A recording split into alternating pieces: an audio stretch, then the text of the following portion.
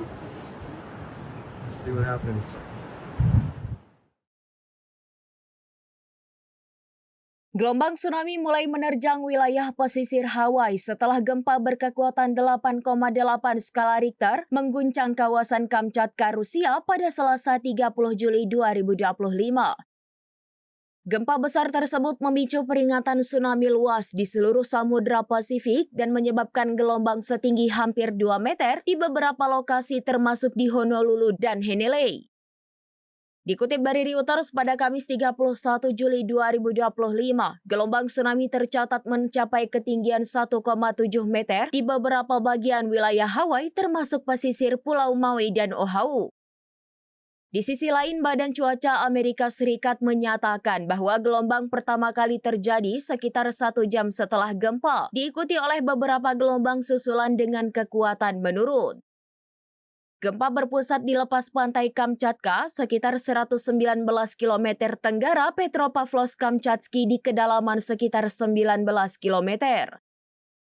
Pusat Peringatan Tsunami Pasifik atau PTWC langsung mengeluarkan peringatan untuk kawasan Jepang, Rusia, Hawaii hingga pesisir barat Amerika Serikat.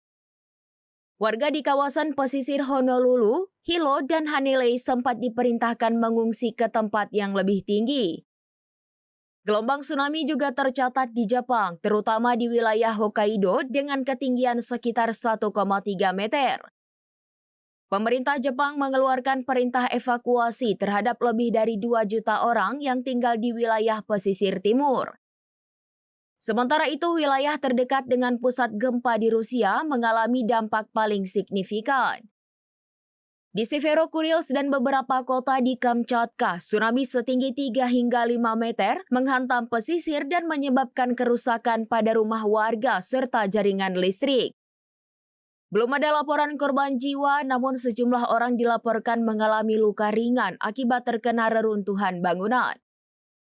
Laporan dari Reuters menyebut ini sebagai gempa terbesar di wilayah tersebut sejak tahun 1952.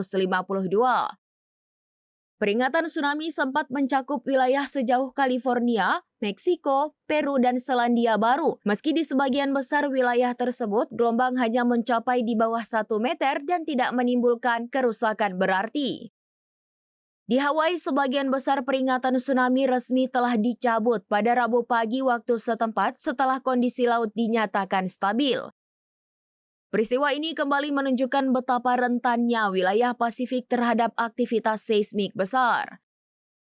Meski gelombang yang tiba di Hawaii lebih kecil dibandingkan perakiraan awal, otoritas setempat menekankan pentingnya respons cepat dan kesiapsiagaan menghadapi bencana serupa di masa mendatang.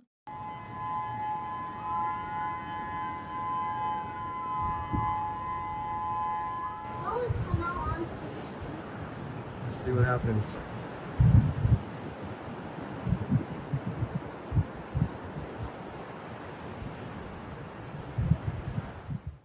Download Tribun X sekarang, menghadirkan lokal menjadi Indonesia.